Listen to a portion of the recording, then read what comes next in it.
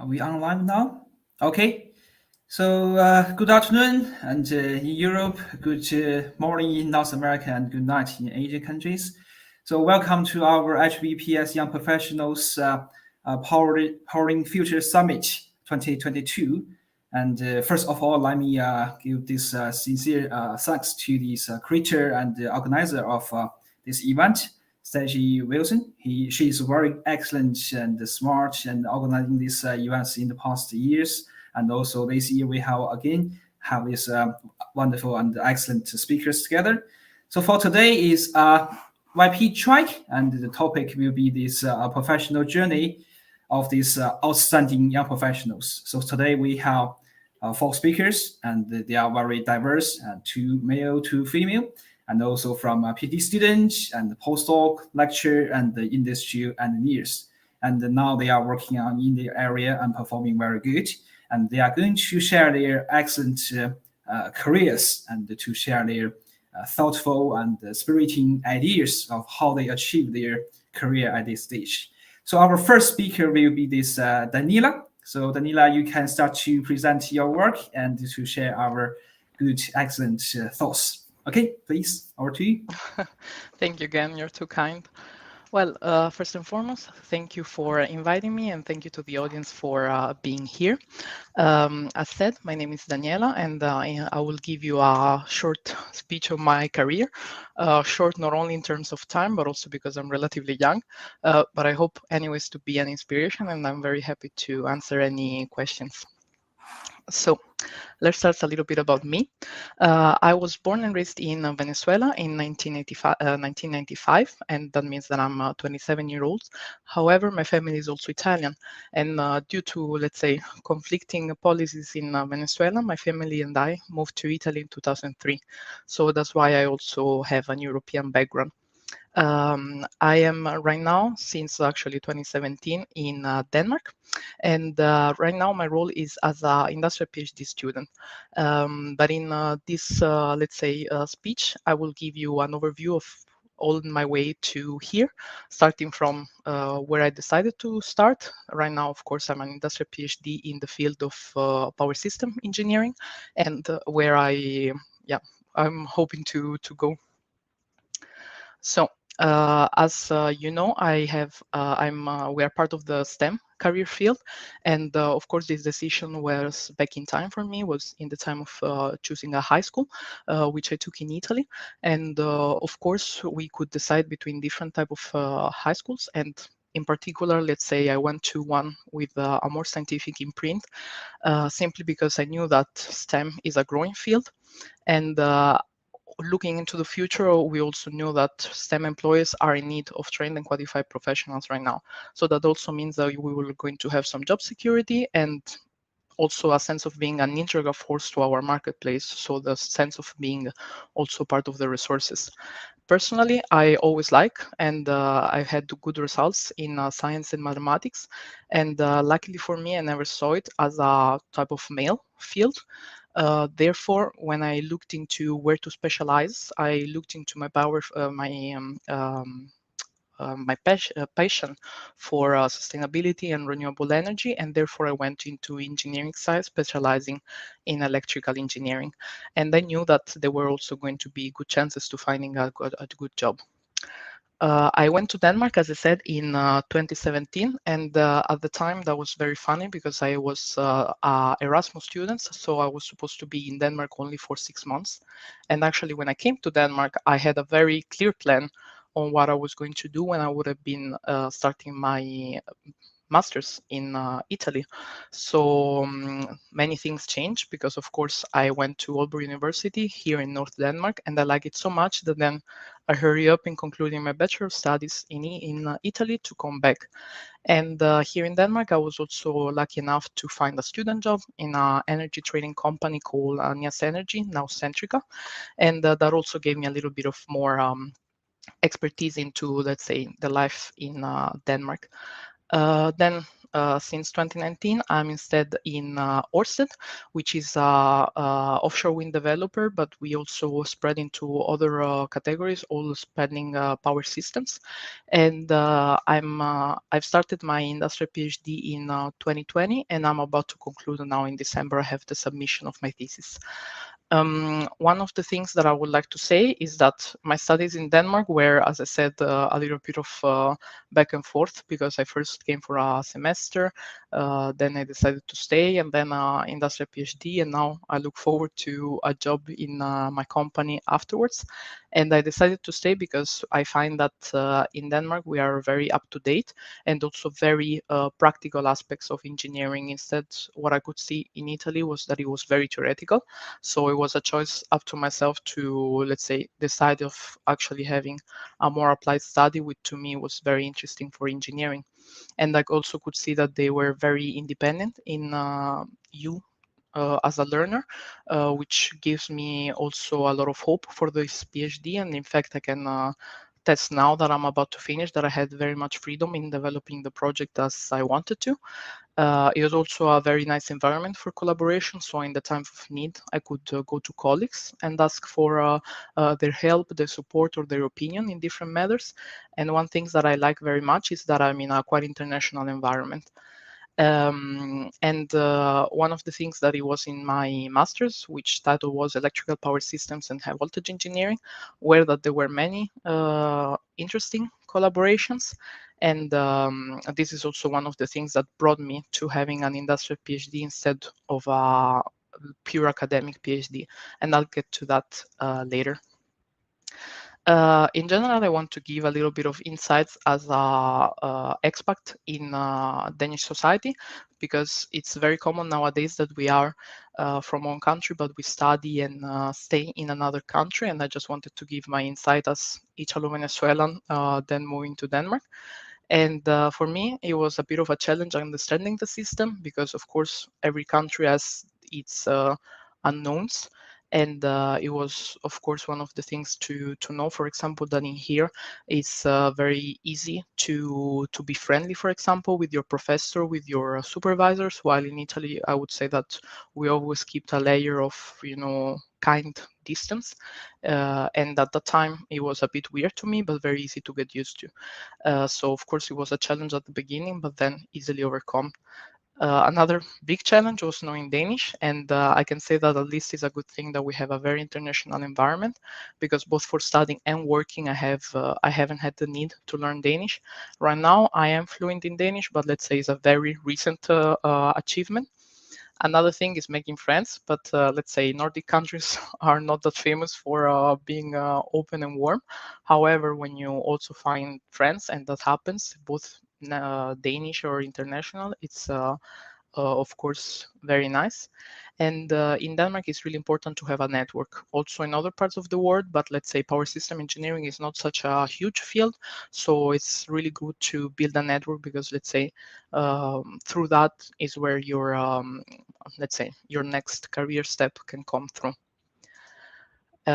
For the very good things that I found in Denmark is that, for example, everything works smoothly. So I didn't have any issues with the administration, either at university and at the municipalities.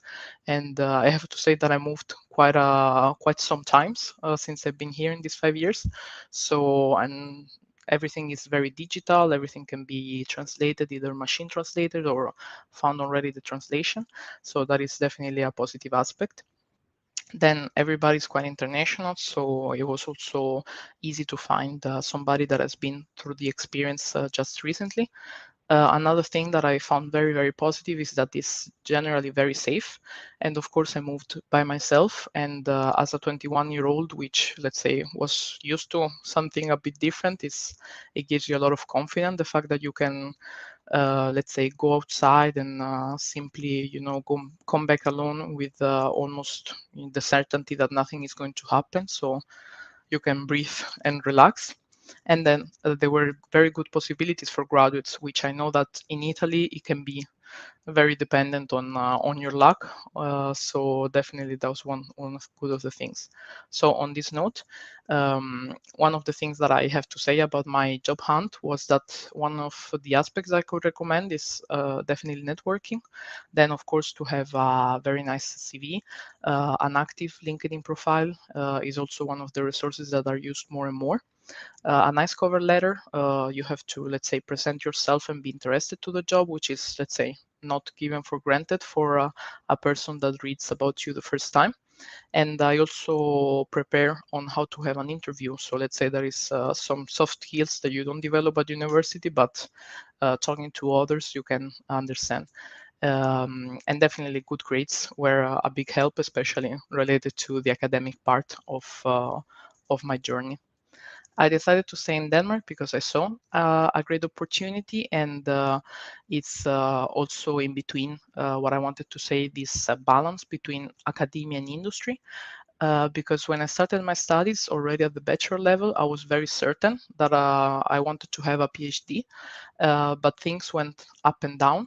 Definitely because as an engineer, also the possibility of developing more let's say applied projects, it's very interesting, is, let's say, in the end side of the curiosity. Of course at the beginning you research, but then at some point it's very nice to develop it. So was in that let's say in between that found a very nice possibility in renewable energy, which is my PhD. I also had this collaboration with the company, therefore the role as industrial PhD helped me very much into choosing let's say the future step of my career. And also right now that I'm about to finish, I already openly told my supervisors and, let's say, the other connections that I have at university that my door is open for future projects and future collaborations, because I'm let's say ready to move on into the industrial world. However, I also know that it should be kept in mind that the academic world is also full of ideas and yeah, projects that should be carried also into some more industry side types. So definitely for me, that was the balance between academia and industry. So to have, let's say, the eyes open into the applications and what the markets are going through, but at the same time, having also that curiosity, that will for knowledge, and that side of not caring about the business as much from academia. So definitely that's my advice, that if in the future you feel like academia could still be a part of your future, to keep the contacts open, so that in a way you can always come back. I also know about many people that studied, probably maybe my colleague Gayan is going to talk about that later, so that studied, went for a job in the industry and then came back to academia. So that would also be my advice. That's also a little bit about my industrial PhD, that I have to work with two organizations at the same time. So as I said, Ørsted is a renewable energy source developer, and Ørsted's mission is to create a world that runs entirely on green energy. And where I'm located is in fact in a team that works very much together with R&D, and the department is called Electrical System Design and Grid Integration. So basically my department, we're all power system engineers. And Gayan is, of course, part of them. Then from Aalborg University, the logo, let's say, their sentence is knowledge to the world, and I'm in the department called Department of Energy Technology.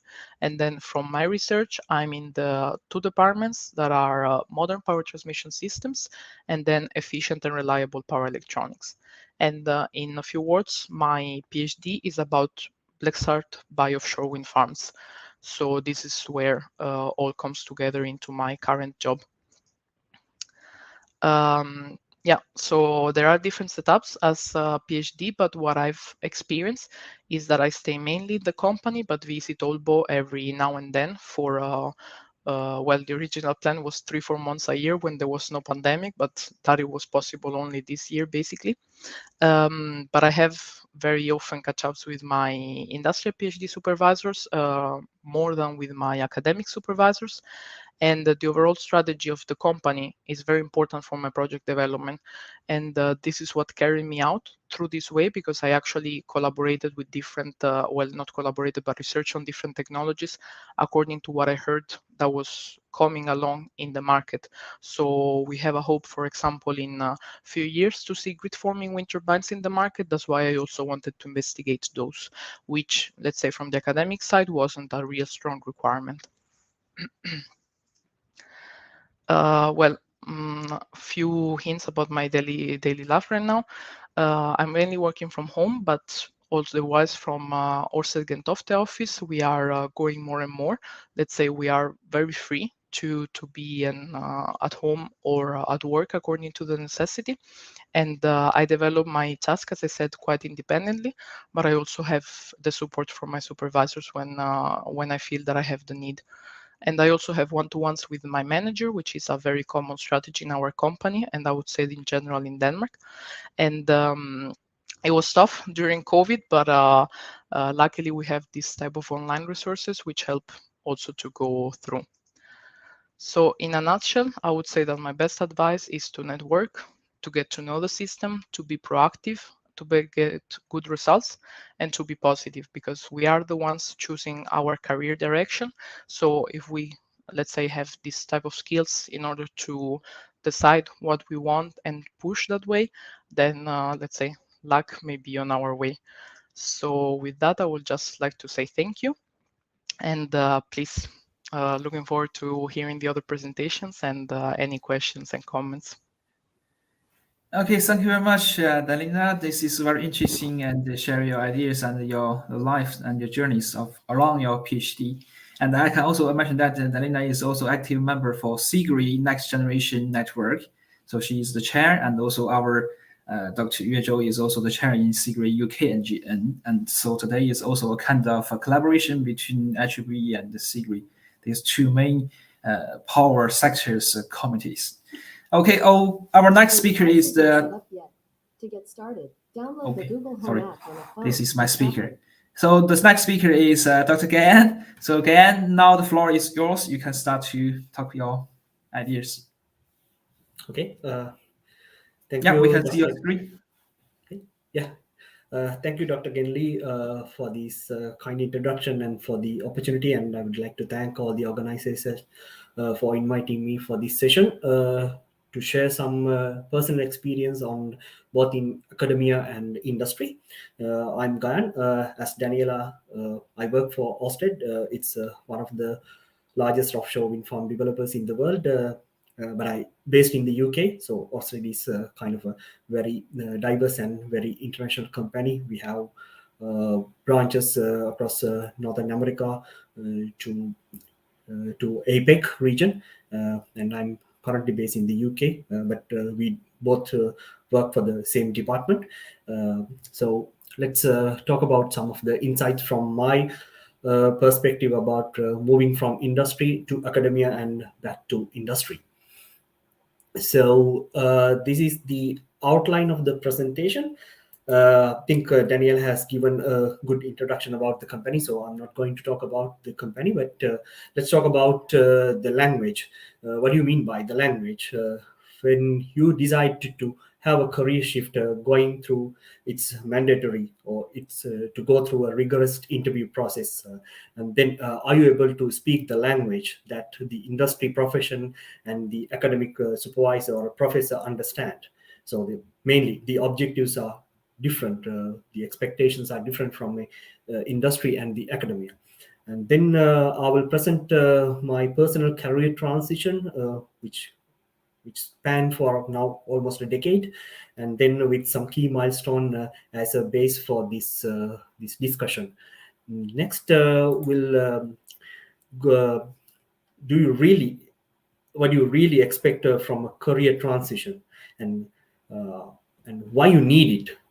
Isn't it it's always better to stay in your comfort zone? And the answer is yes and no. because there could be many reasons for you to have a transition from industry to academia or vice versa. So let's talk about them in the next couple of slides. And then next I'll try to touch upon the ways to improve the required skill sets. So we are mainly talking about the skill sets from jumping to one domain to another. And then for someone looking for this transition, and we'll try to wind up this discussion with the key take-home message.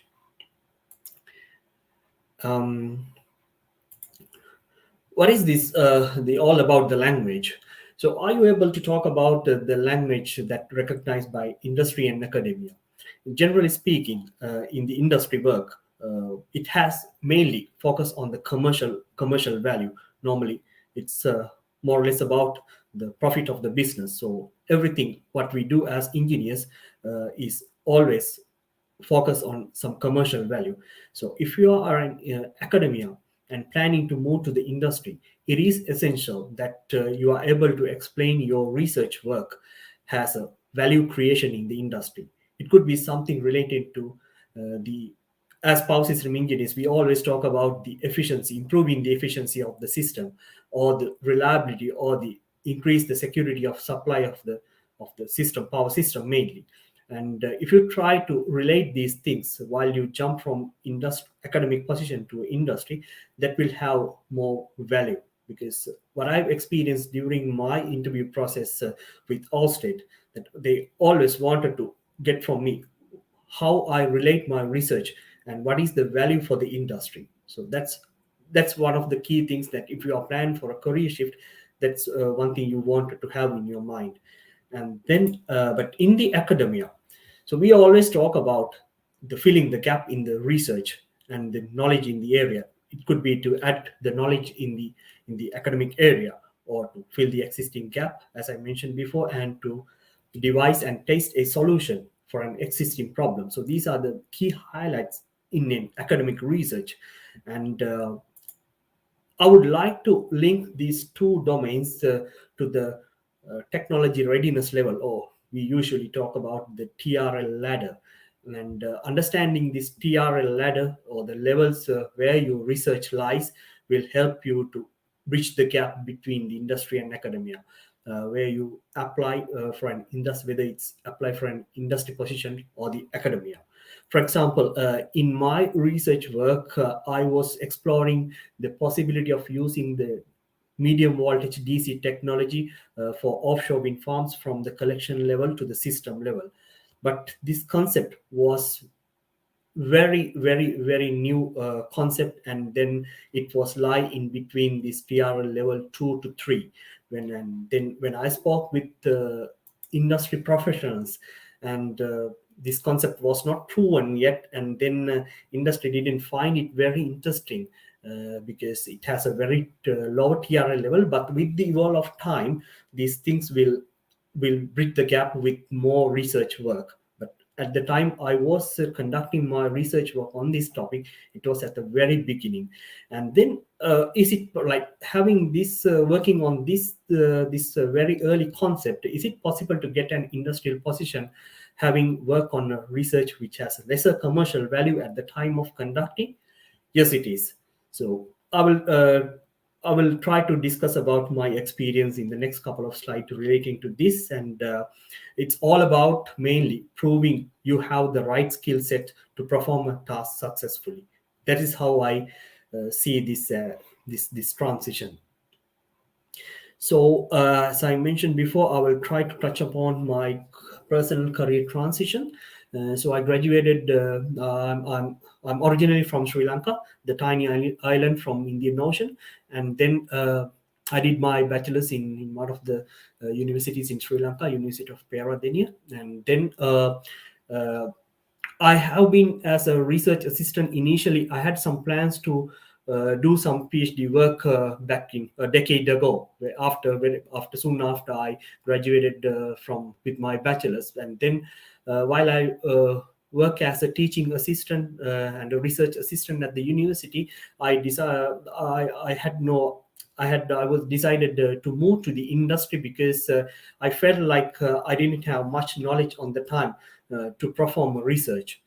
So I decided to move to the industry positions, and then I worked as a system planning engineer. That is the Ceylon Electricity Board in Sri Lanka. That is the main utility, the electrical utility utility industry in Sri Lanka, as a system planning engineer. So I worked there for 5 years and a half as a transmission planning engineer. But while I was working, I engaged in for the personal interest. I engaged in the research which try to help solving out some of the existing issues in the power system in my utility. While I was working, I had a part-time. I did a part-time master's degree, and then I completed that on time. Although, I think most of the colleagues who study parallel and work in parallel know how hard it is, but it's just a matter of how you manage your work, and it's possible. And then I did some research for my master's thesis as well, which also helped me to get some more insight or the passion to work in the research field. And then in 2018, I started my PhD at Cardiff University in the UK as a Marie Curie early stage researcher attached to the project called InnoDC. In the InnoDC project, it was mainly working on the developing tools for HVDC and offshore wind power plants. And then I had a internship at the D2 Wind Denmark. This is quite interesting because in between I had a normally you don't get a postdoctoral position while you even finish your PhD work, but for this National Grid UK collaborative project and with the Cardiff University, they were looking for someone to finish the work, and then looking for someone who has some industrial experience to finish the work. And then I had to jump from my PhD work because I applied for this position for short-term postdoctoral position, and then I was involved in for 5 months of this project, which gave me some more experience to work with, collaborate with the National Grid UK, because this is my first coming out from my country. This is my first experience dealing with the industry. So I decided to jump from, and then my supervisors helped me for this transition. And then actually last month we published some work on this outcome of this work as well. And then I had another secondment at KU Leuven, Belgium, and then this is one of the best collaborative work that I'm involved in. And then we did some work, some nice collaborative work on this, mainly on reliability. And then after 3 years and 2 months, I submitted my thesis, and then last year August I defended my PhD. And then since soon after I defended my work, I started my next career as a power system specialist at the Ørsted Power Limited, as of Daniela is working. We are in the same team. This is my short-term career journey, but here you can see that I had some involvement with the IEEE as well. So in 2014 and 15, I was the YP chair in Sri Lanka section, and then I had some involvements with IEEE PELS as well. And then last year, I was the secretary of the IEEE UK and Power Electronics Society. So this helped me a lot to get some more knowing the people, and to enhance my soft skills, which are needed either you work in the academia or industry. And let's talk about why you need a career switch. It could be probably, so if I talk from my personal experience, it could be to explore new knowledge, because as a power system engineer, I had some knowledge on power system planning, but I wanted to have some knowledge on how to work on power electronics and how to control these power electronics systems and all. So that is one of the reasons that I was looking for a career shift, and knowing in detail about how these black box models are working. And then again, to gain a experience in a different domain, and to take risk and sometimes it could be better rewards and first career progress.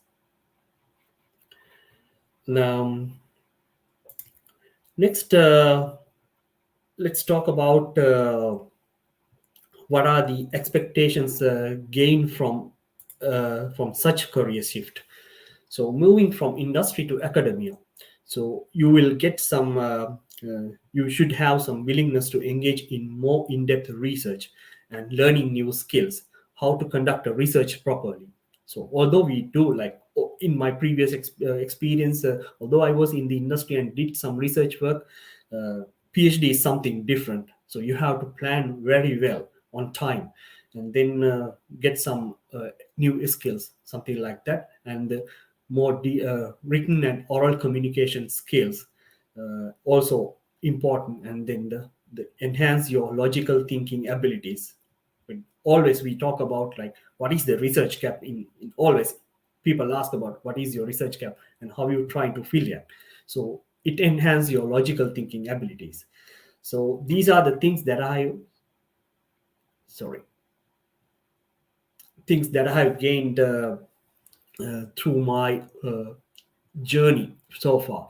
So while I working as a PhD student, better time and task management. So I was earlier, it was more enhanced, more productive, and more efficient, and then becoming a fast learner. I was mainly working in my PhD project on the reliability of power systems, and then I didn't have any knowledge on like very minor knowledge on the reliability. So during these last 3 years of time, I had to learn what is reliability, and from the very beginning, and with a purpose, and learn with an objective. So you will like through the PhD journey that enhance my fast learning skills, and then deal with the uncertainties successfully. For example, like in my PhD work, mainly I was building like the PSCAD models for my work, but ultimately it didn't use for my work. And then there was a point that I had to take a decision where should I go, what is the direction that I should focus on for my work. So it always like then you will have to get the support from your peers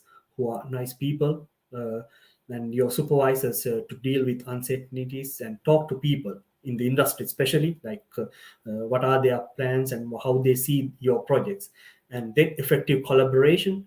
So if I talk about the effective collaboration, I had during my secondment at Belgium, KU Leuven, we made a very successful research collaboration. Even during the COVID time, it was mainly remotely, but we proposed a new mathematical model for reliability analysis of offshore wind power plants, and that was a very effective collaboration, which ultimately ended up in a transaction paper. And then how you build up the trust, because you share the models between the two parties, and then you should build up the trust first remotely, and that is not very much easy as like you physically collaborate. So building a trust and making, and then you have to prove that you are a trustworthy person is very important. And then also, as Daniela mentioned, like work independently. So that is one of the things that you will gain while working in the industry positions or the academic positions. And then we'll try to talk about detail, try to summarize how you transfer these gain skill set to the industry. So if you are able to explain, so industry people, like not everyone comes from like very detailed academic backgrounds, and then your managers, so how you try to explain what you have done in very simple terms. Generally, it says that if you are able to explain what you have done for a 10-year-old kid, not kids something like little Sheldon Coopers, but if you are able to explain your things for a small kid, and then you are very much successful.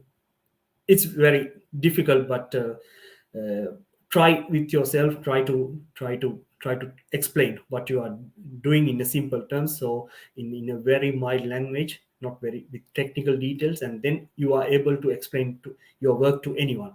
And then team working, so this is very much important, how you collaborate during a team. And then be a good listener. Then, like in a team working environment, you have to be a good listener, and then respect everyone else. And then ability to work your work, and then being efficient and multitasking. So efficient and multitasking, people sometimes say that multitasking is like less productive, but I don't agree with that. Like if you could chunk your daily task, and then work on short-term goals, and then that will be more efficient rather than you work on one single work. And then the fast learner, I talk about this the fast learning skills a bit detailed earlier. Next, let's talk about the ways to improve. So invest time on learning new skills, especially the public speaking abilities. This is very much important when you join the industry or the academic positions. So you should have some skill set to speak in public domain, and then convince your ideas, and then explore new knowledge.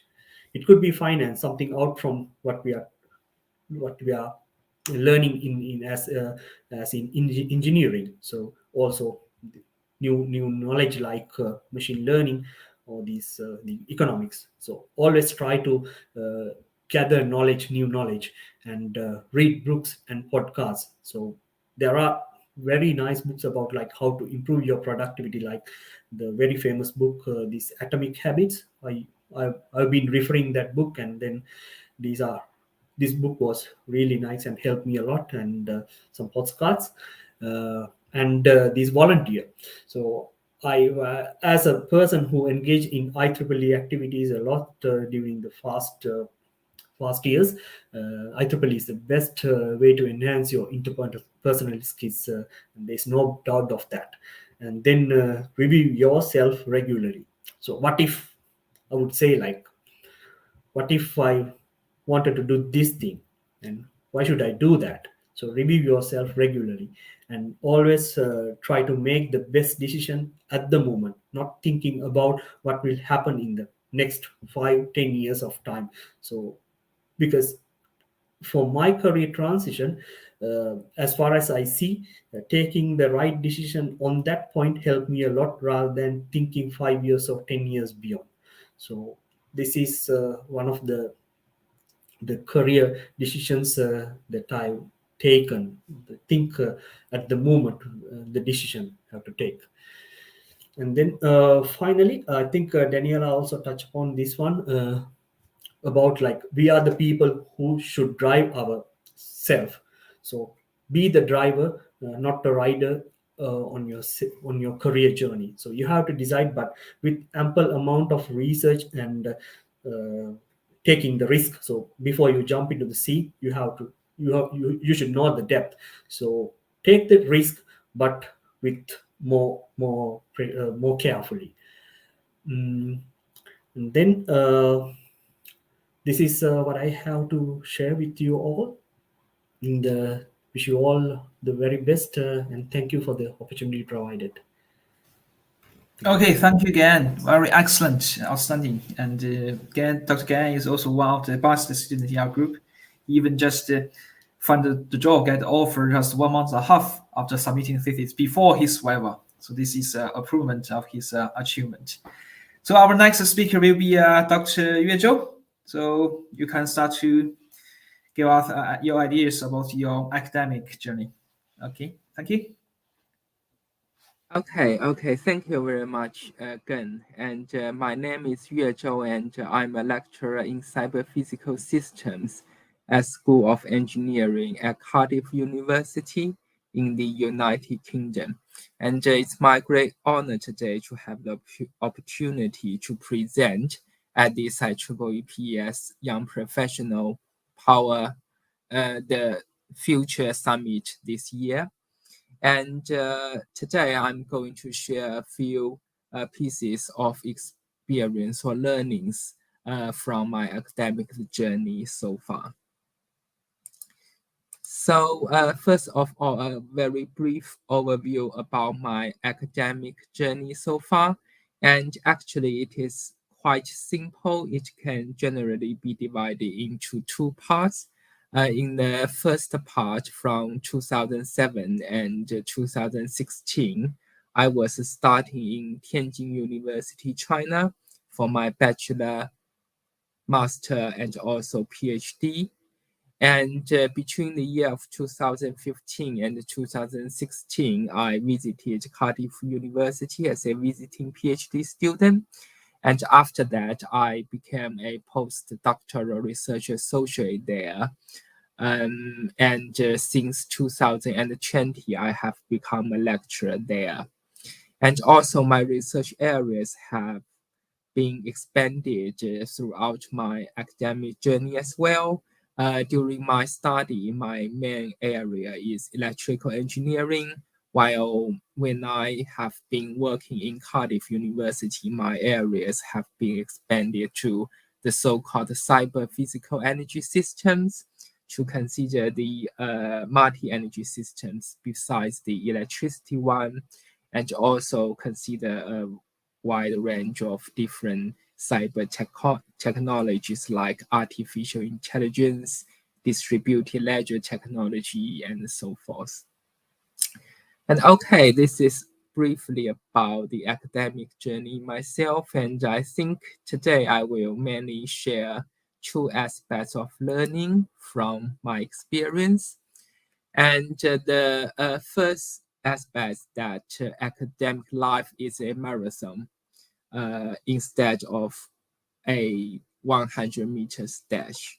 So if have this in mind, generally we might be able to have a better compromise between the quick win and the things that may be related to our long-term success in our academic life. Actually, if I looked back at my academic journey from now, actually many times in the past, I can see that I worried too much about many things that are actually proved to be not that important from the point of view of now. So for example, when I did my PhD myself, and also many peers around me would worry much about whether we could finish the PhD on time.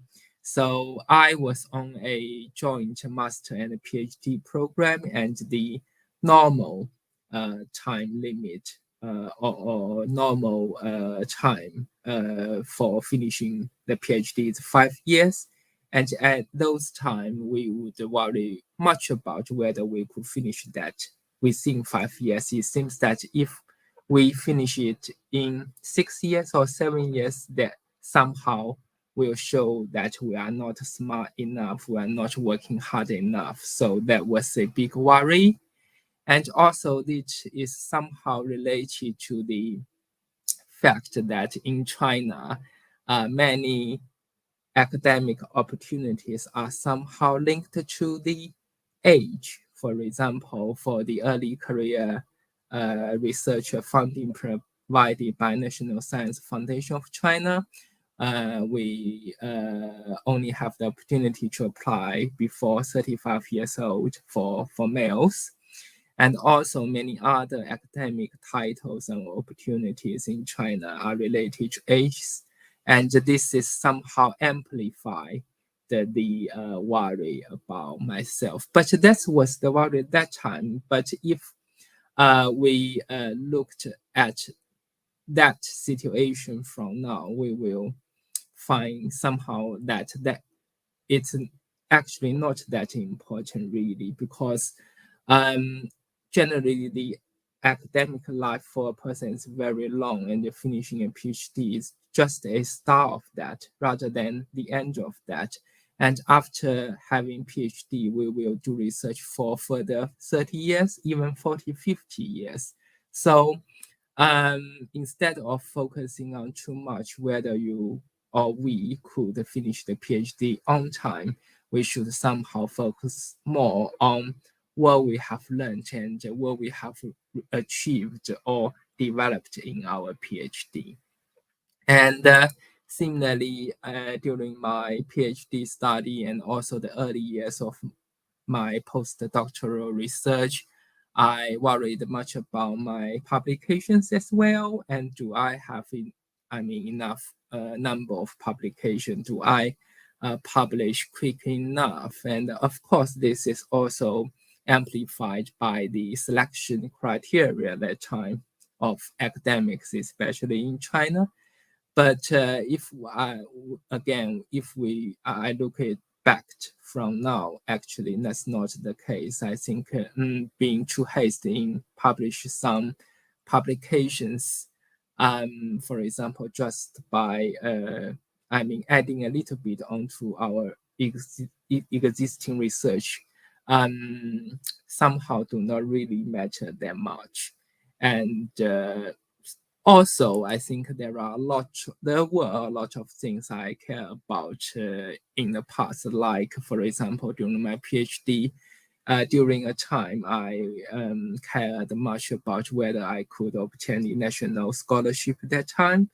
Although I'm not lack of money, but I want the honorable title a lot. But if I looked back from now, like it is not really important. So instead of worrying too much about these short-term things or the so-called quick win, realizing that academic life is actually a marathon, I think we should somehow focus on something else more. And I think one very important thing is the research areas and the directions. I think we should somehow choose research topics very carefully. We should keep reading, keep thinking to choose the areas and directions that have a great long-term importance. And also because we are engineers, we will care about practical value a lot. Actually, of course, in the academia, there are many very clever people, but I would like to say for most people, especially in the engineering area, we are somehow of the similar level of being smart, but we will see that there might be a big difference between the achievement of different academics, although there are many different factors, but I think the research areas and the directions is indeed a very vital one. And also, it's important to combine our research with our personal interests as much as possible. Although we may not choose to do research because of itself, for example, we may just choose to do research because it might be the salary or maybe the job stability or the lifestyle it can provide. But because generally academic life is very long and generally very time intensive. So to combine your personal interest with the research as much as possible can at least make your rest of research life less painful or even enjoyable. And also, we may focus more on some key knowledge and skills that may lay great foundation for our future long-term research. And even though they cannot bring very quick win in the short term. And also, another final point is that we, on average, we can choose to work a little bit harder or a little bit less harder. But considering the academic life is a marathon, so if you just work a little bit harder every day, I think in the long term it may make a big difference because it will be accumulated and may have some non-linear good effect on the academic life. Okay, so that's the first aspect of thing I would like to share Academic life is like marathon, but it's not like that. If we, see it from another perspective, and different from doing marathon that is generally about fighting against yourself, working all by your own, and academic research today is actually very much teamwork, especially for today, because things are so complicated that we can hardly finish it all by ourselves. And to realize that, we may pay more attention to expanding our academic network. We can try to know who else in the world working in the similar area, following their work, to having communications with them in all means, like reading their papers, attending academic conference, or even chatting with them on the social media. And this may help us to get updated with the latest research progress, and also even identify some opportunities for collaboration, which will be quite useful for our academic research. Besides, I think it's important to establish the link with the industry people because we are engineers, and linking with industry will somehow, for example, we will better know what problems they actually care about, so that can inform our research areas and the directions and the questions. Also, the industry people or the companies can provide valuable data or other support for us. And also, by applying our research into industry, will somehow realize and expand the impact our research really benefits to our society. And finally, with the involvement of our academic life, we can see that we will somehow evolve from one single researcher doing our research by our own to somehow a research group leader, leading a group of people, of students like postdocs, to work on some research projects. So this is another, type of abilities or thinking we should be able to develop. Okay, so I think these two, aspects are something I would like to share today. Academic is a marathon. Academic research is a teamwork. So hope this will be of some interest and value. Thank you very much. I will hand it over back to Gen. Okay, thank you very much, Yue. And personally, I know Yue from 2015. He's always very humble and working very hard. And from a postdoc to lecture at Cardiff University, he did very well. And he shared his ideas of his success, how he achieved it, just like this marathon. So our next speaker is Dr. Zhao. So you can start to share your screen and to talk about your ideas. Thank you. Over to you. Yeah, sure. Thank you. So first of all, thank you for the invitation of Gayan. Sorry, Zhou, you can make this full screen of your slides? I have make it full screen. Can you see it? But from here, I can just see this. Okay. Not full screen. Probably let me share my screen instead of the slides. Yeah, I think that will be better. Sorry for the interruption. No problem. Take your time. Yes. Let me say. Share screen. All right, I got the.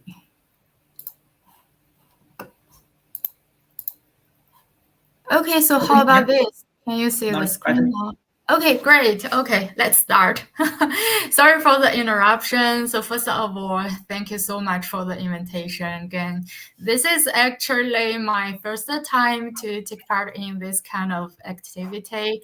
So definitely very exciting to meet some new friends and share my experience.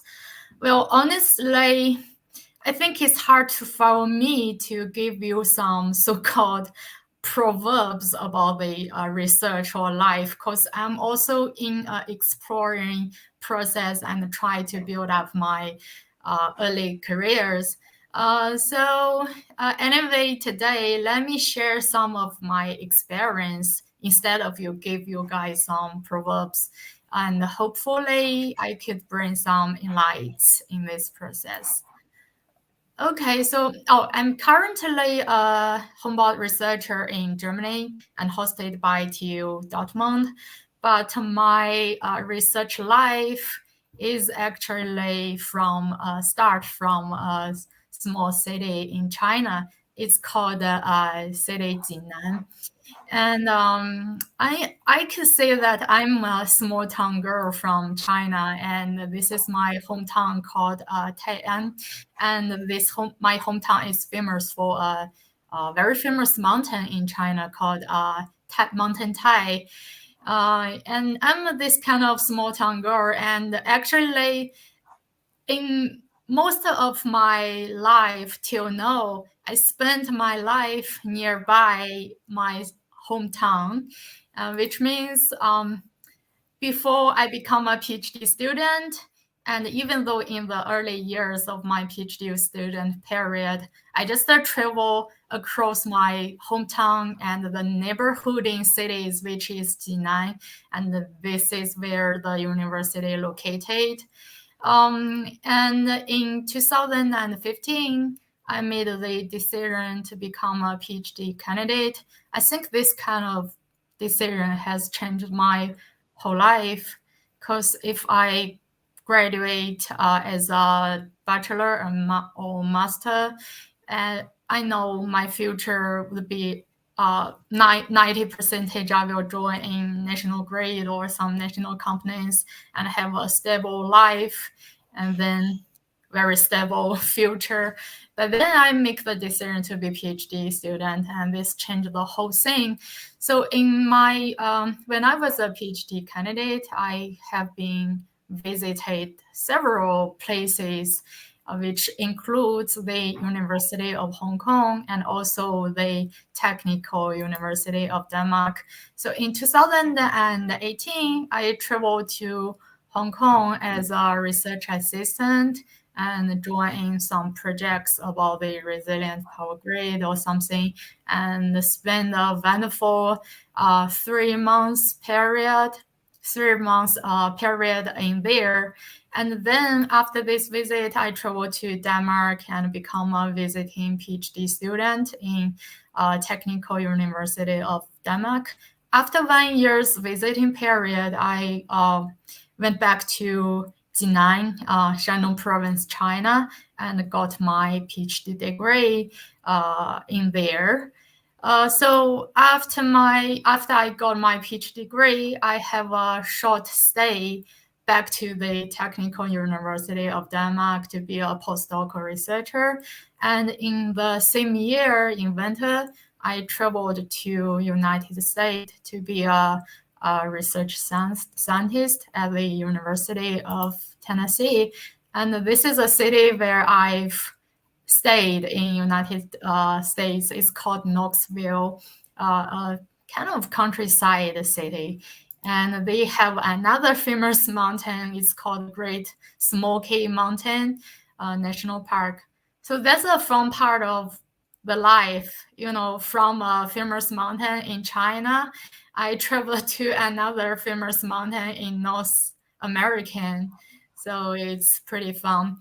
And after spending 2 years in Knoxville, United States, I traveled here in Germany and become a kind of independent researcher and hosted by TU Dortmund University. And Dortmund, I have to say, is a city that maybe everybody is crazy about football.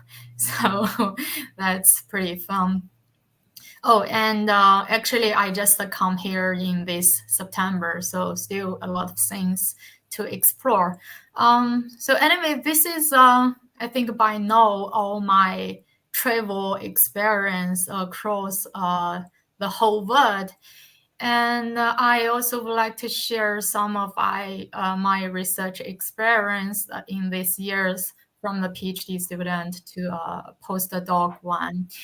And I have to say, my research clue of all the related works is always about the resilient power system, especially the restoration. I start to explore this topic using the very local and practical power grids in my hometown province. It's called Shandong province. And as you say, it's in the northeast part of China. And we call ourselves, we are located in the heart of China. So yeah, if you say that China has the shape of the chicken, you can say we are located in the heart location, right? So pretty funny. In the year, I try to explore my local, hometown local province power grid. Our power grid has already achieved almost 18% renewable energies penetration in the whole province level power grid. And it brings me the idea that we should consider some renewable energy applications in power system, resilient power system stuffs, especially the power system restoration process, which lack of available generations, and I wanted to bring the power grid back to the normal operation status as far as possible. And as you see, I joined in some projects and had some collaborations.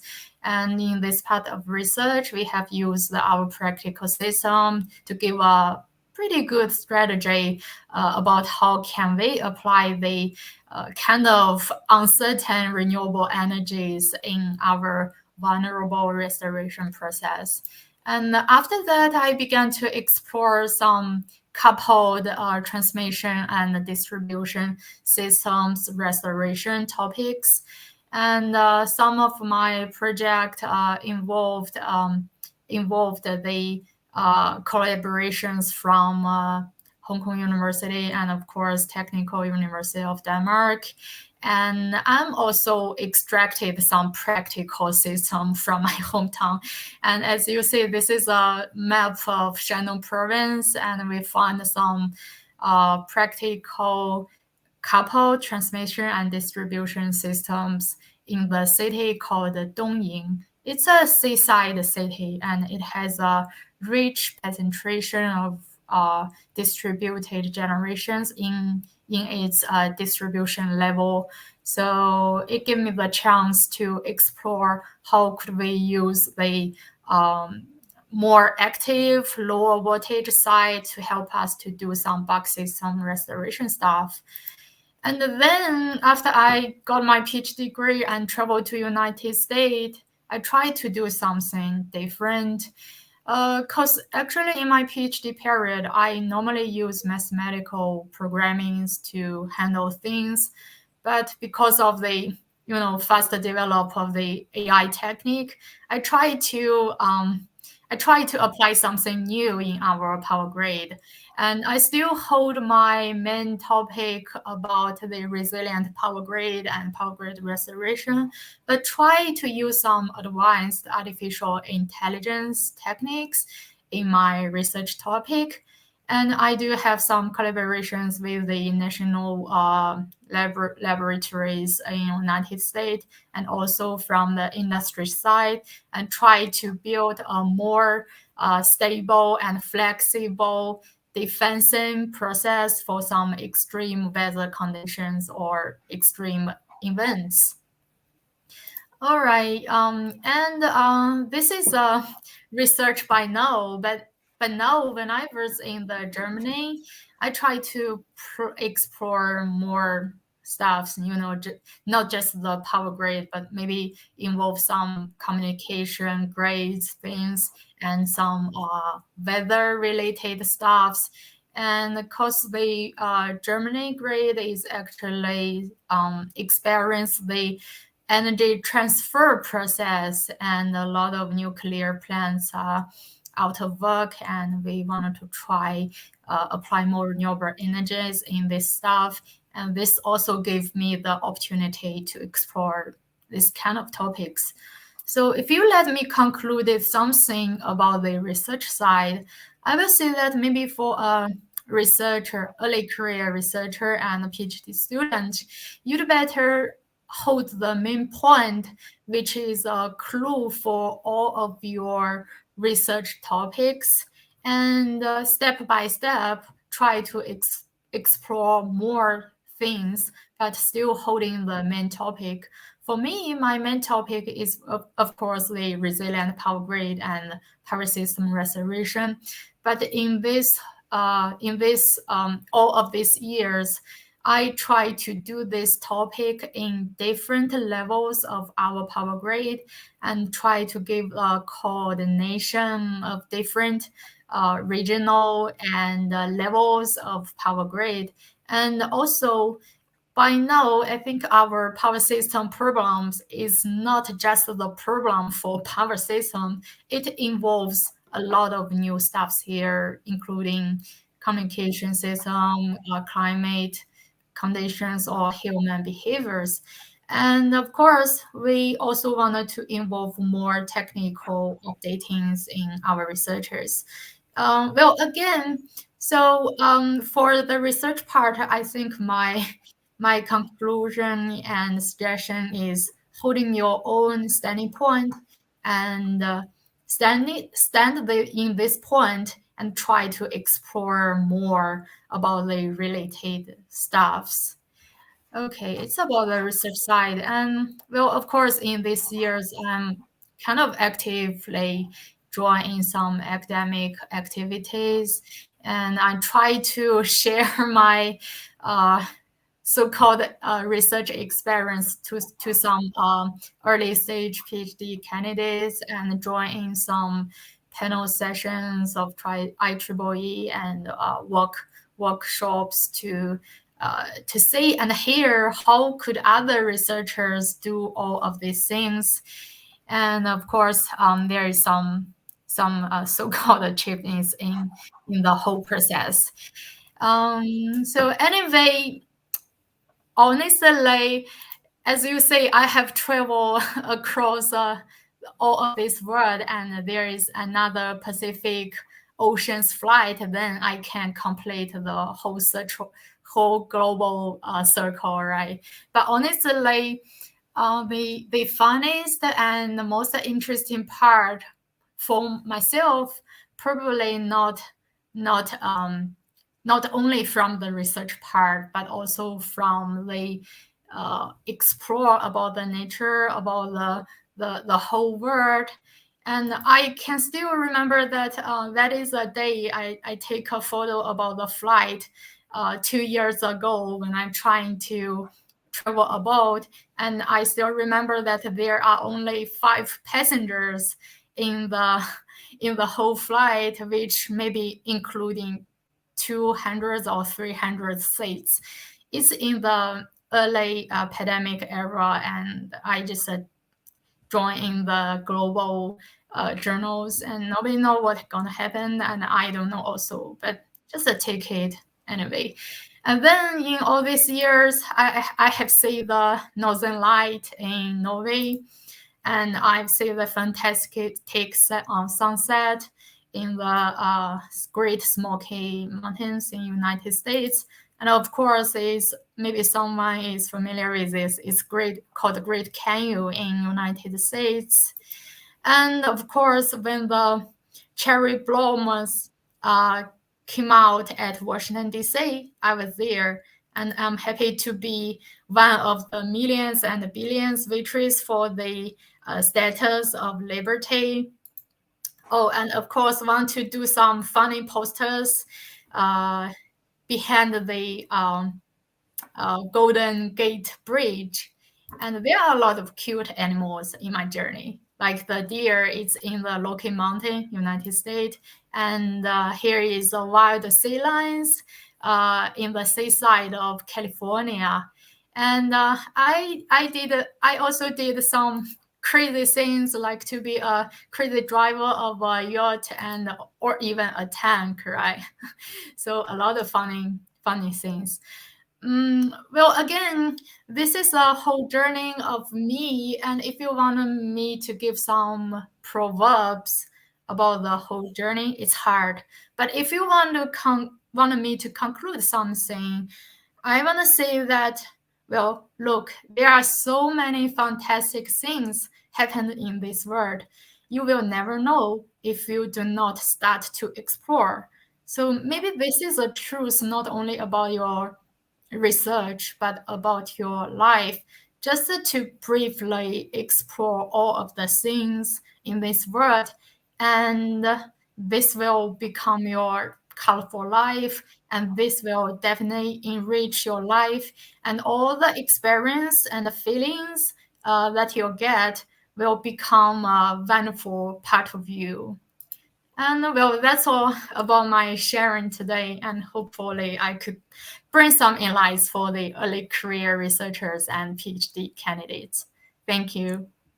Okay, thank you, Dr. Jin. It's very excellent, and I can see that you enjoy your life and academic life, traveling to different countries and do this research as well. So for the interest of time, we need to close it as soon as possible. I think, Gayan, you can answer that question quickly, because there is another session at 4:30. Okay? Yeah, okay, sure. Can you drop the screen, because I just opened the Orsted career website, so if you could share the screen. Okay. So Is it okay? Yeah, here you go. Yeah. So the quick answer is like, if you wanted to develop a skill set, just look at what these recruiters are asking for. So if you go to this Orsted website, there is in our department it was these are the things that a recruiter will request you, like on top of the technical domain skill set, tasks like these handling project tasks like project management skills will be helpful. Probably like a course like PMP certification will help you to develop your project management skills. Like for a developer like Orsted to work on, basically I would recommend like out of the technical domain, having some project experience will be beneficial. Okay, thank you, So Gayan. this website, I not think only Orsted, I mean like, different websites like recruiters, and then check what are the skill sets that you need and try to work on that. Yeah, no problem. I think this answered the question from Wan Han Pai. Okay, so I think the last step is to thank all our speakers. Thank you for your time and your thoughts. Is inspiring and these thoughtful ideas. I think the last step is to show this thanks to the speakers, right? We have some certificates for each speakers. Yes. So thank you for Daniela's contribution for today. Thank you very much, and I hope we can have some future collaborations in the future from CGRE and HBE. The next one. Thanks, Dr. Zhou from Carleton University. We are always good support for each other. Okay, let's work for the future. Thank you. And thank you for Dr. Jin Zhao, and I hope you can finish your PhD with many fruitful publications and to achieve bigger achievements in your academic career. Thank you. And Dr. Gayan, I think you are going to achieve big achievements in this industry, so that in the future I can proud of that you are making these offshore wind farms in North Sea, and we can also have future collaborations from your support as an industry market player. Okay, thank you all of you. I think we can close today's session, but 1 more minute, I will do some snapshot for a family photo, okay, group photo. So look at, so please look at the camera, 1, 2, 3. Okay, I'll be it. I will do it one more. And, one more, wait a moment. Look at your camera, 1, 2, 3. Okay, it's done. So thank you all of you today. we have very excellent, wonderful session today for this HVPS Powering the Future Summit 2020. Okay, see you next time. Bye bye. Thank you very much. Thank you. Thank Bye. you. Bye bye.